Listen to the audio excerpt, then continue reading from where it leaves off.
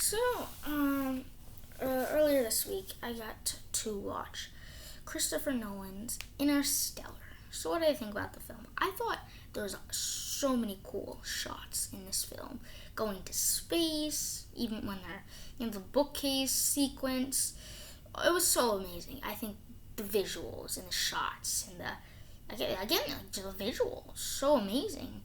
And see, I think exploring the cool, planets in the film was exciting. So there was a lot of things to love. I don't think it's, one of my favorite films, but there's so much cool concepts in this film. I definitely think, with great visuals, great concepts, and I think an interesting kind of ending where it's like it kind of honestly the way it ended honestly makes me want to have an Interstellar sequel. But I don't think we'll get an Interstellar sequel. But no, kind of how it ends kind of makes me want to have a sequel. But that's kind of like, I feel like what Christopher Nolan does with a lot of films, especially like with Inception, like the way that ends was brilliant as well. Where you don't know if it's a dream or not. But anyways, I think that this film was, another great film by him, in which is great sci-fi. Great sci-fi. I love all the space stuff, but I also love, kind of exploring the dying Earth and, seeing where the story goes with Murph and her sister and her brother. I think that's also something that I feel like is exciting in its own right as well. And so, again, like I think in a general sense, there's a lot of things to love. I don't think. Again, I thought like the stuff with Dr. Mann when he got brought as a character, I felt like that was kind of weird because like it didn't even seem like they needed him. He had no, I think, real genuine purpose other to tell them that this was all that was actually Murph. I think I like the idea that they want to find a suitable place for Earth, but they realize that, the key to finding a suitable place from Earth was never to explore other planets, more or less, the idea of gravity and letting gravity do the work, and,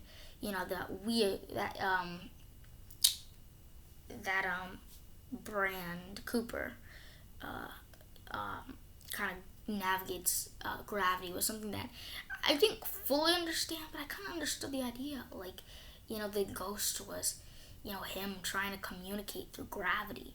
Because I think gravity, again, is honestly something unexplained in just general science beyond its true meaning. So the door is wide open for any filmmaker to try to rewrite, I guess, the definition of gravity. And so that was cool, going to that planet, though the water planet, then the ice planet, that was all cool. Like, especially going through the wormhole. There's so many great, stunning sequences through this film. Whether you talk about, there's so many great space stuff in space, so many great stuff on the ice planet or on the water planet and the big waves. And I think another great strength of this film is you feel the tension, that there is so much tension and urgency and stakes, because the idea that every hour you spend in space is 7 years lost in Earth. And so you feel the tension, the urgency, where it's like every second counts. And that becomes so emotional towards the end when you see Murph die. But you realize it's like, I feel like the payoff for her dying was not because boo-hoo, she died. It's the one that don't, I don't even know how to word this, but it's not Murph's loss. She lived like 100 years. It's Cooper's loss to not be there for his daughter. That was the big takeaway. And that's why, and seeing the new world, of Interstellar, was amazing.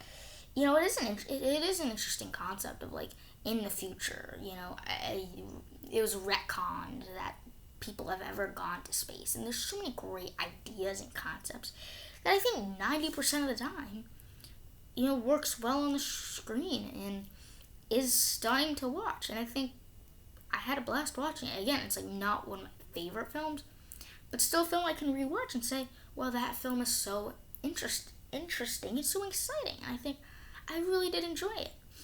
It was long too, but I'm not complaining.